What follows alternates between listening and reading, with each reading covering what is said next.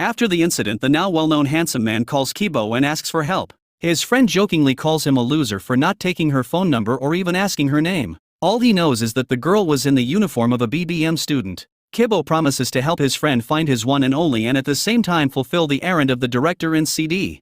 The boys come back to the girls' school to submit the prom invitation right into Amanda's hand. Gue Kibo.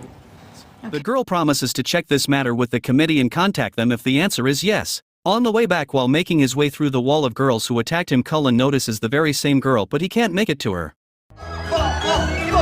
It doesn't take long to wait for Amanda's response. Upon returning to the school, the guys receive a message with consent. Not only are CD and his gang exulted by this news, but so are the rest of the students and even the teaching staff. Cullen is also thrilled. He even dreams of taking the same stranger from the roof to the prom, but the snoring Kibo sleeping next to him quickly brings him to his senses. Over time, the guys start to get closer. They go to classes together, play games and even watch the grandmother's favorite TV show with her. Cullen realizes that he made a true friend. One morning, enthusiastic Kibo invites him to go to a mini football game with him. Cullen doubts the idea. After all, there'll be cheerleaders whose reaction to him is predictable. Only after the game Cullen realized that it wasn't him they were chanting for. His sweat dropped on the two guys, thereby making them irresistible as well. The handsome guy goes to the vending stall and recognizes the roof girl as a saleswoman, but the dialogue isn't successful. She's still cold to Cullen. The guy introduced himself again, and just as the girl is about to say her name, Kibo chimes in. He calls her Riri and they have a brief talk. Cullen realizes the two must have known each other for a long time. When it comes to the prom, Riri flatly declares that she will not go to the party. Such mainstream meetings are too loud. Music gets on her nerves. This fact saddens Cullen. Before going to bed, the guy writes a message to his older brother asking for help. The next day, they meet at the bistro. Masokas is sobbing with happiness that Cullen finally needs his advice. He also brought his parents with him. They're sitting at the next table. Cullen's mom and dad talk him into going back home and assure him they're no longer arranging the tours. He says that he doesn't hold a grudge against them, and he's even glad that everything turned out this way because he feels like a different person outside the house. So, Masokas begins mentoring Cullen. First of all, he advises him to learn as much as possible about the object of love, her favorite food, her favorite pastime, and most importantly, according to Masokas, her zodiac sign. As a bonus, the older brother leaves Cullen a book with recommendations. The information collecting operation seems to be going well. Cullen finds out that Riri is a Virgo who loves ice cream and popping bubble wrap. But it doesn't bring much joy as only Kibo fills him in on her during their get-together. Cullen realizes that the two are very close and that he, apparently, will have to fight his best friend for Riri's attention.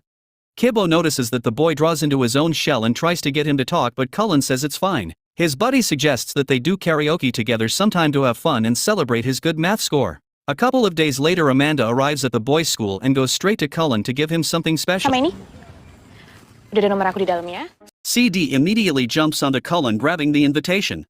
The classmate explains to the guy that this is the common rule: if one is invited, then everyone can go. Cullen cares about going to karaoke together much more than Amanda's birthday. The evening doesn't go as smoothly as he would like. Kibo not only sings better than him but also communicates with Riri much more easily. When the payment time comes, it turns out that Kibo left his wallet at home. He goes outside to catch the cell reception and transfer money, being upset.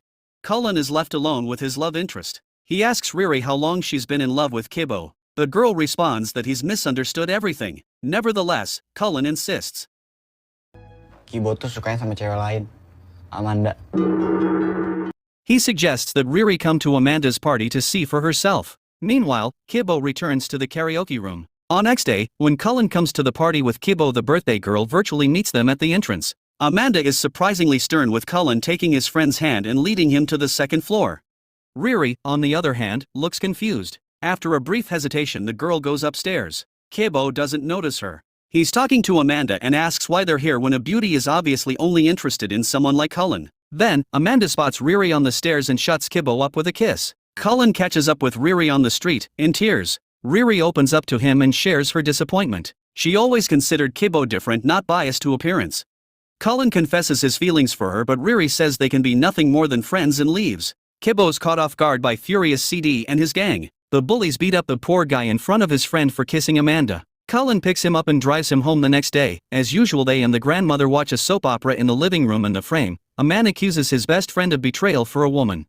Cullen feels as if Kibo himself is appealing to his conscience right from the screen. That same evening, Kibo gives Cullen the unique collectible card that his friend has always wanted. Cullen says that he doesn't deserve it or their friendship and he confesses everything. Moreover, Cullen says that he asked Amanda to kiss Kibbo in return, promising to be her date at the prom. Saddened, Kibbo says that his friend only needed to be honest and Kibbo would have backed down from fighting for Riri's heart. He takes the card from Cullen and chases him out of the house. Completely broken, Cullen returns to his home. The family gives him a warm welcome, but the teenager silently goes to his room. The exams and prom are nearing. Cullen is devastated by the lost friendship with his best friend and the whole family sees the change in him. One day, after dinner, his mother comes to his room and brings him a present. Bukannya? Aku gak pernah mati, sayang. His mother gives an inspiring speech about how hard it is to face the big world, but the happiness that lies ahead is worth all the pain. The next day, Cullen is to have a conversation with his father. The guy asks if it's true that men from their family have always been wanted among women. His dad admits that only one woman ever rejected him with the words that a nasty face is better than a nasty heart, referring to Cullen's mother. Intinya adalah, kalau kamu udah yakin sama satu cewek. Encouraged by the support of his family, Cullen runs to Riri, who is selling food in a food truck, and then rushes up to his best friend.